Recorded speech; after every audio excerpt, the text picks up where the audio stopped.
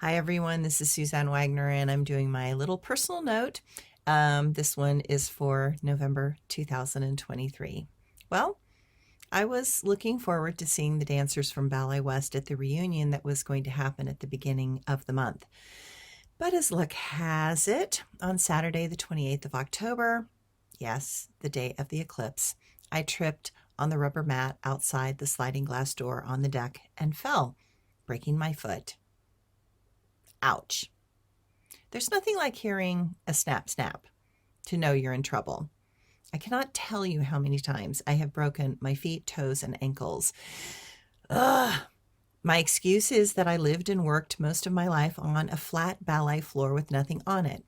Dancers always tend to look up and forward.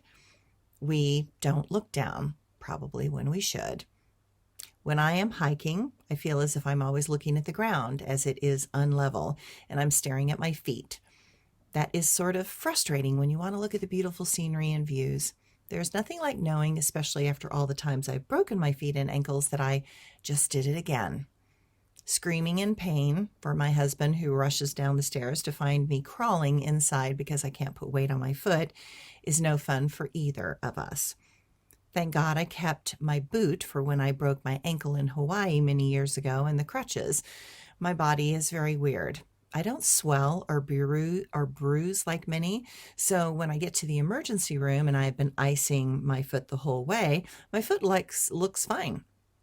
I have to convince them that there is anything wrong and that I am not fine.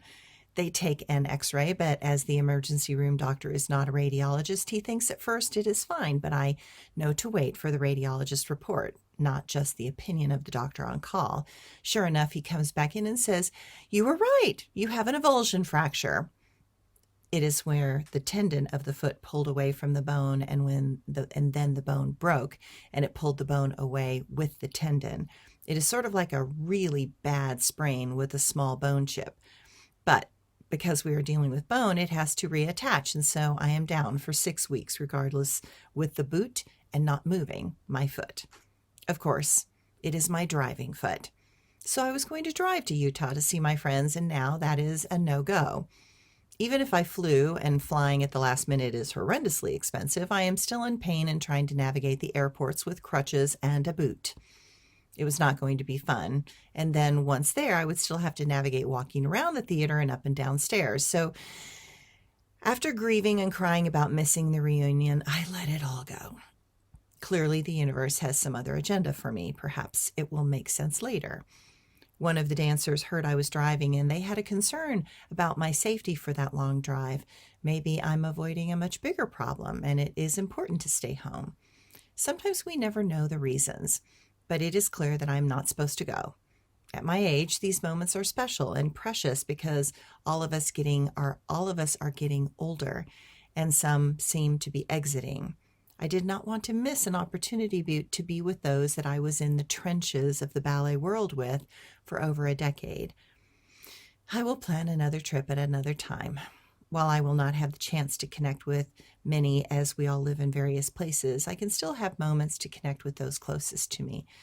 Wishing everyone a wonderful November. Mine is going to be much slower than normal. I guess I will continue to work on my book. Slow and steady wins the race. Have a great November.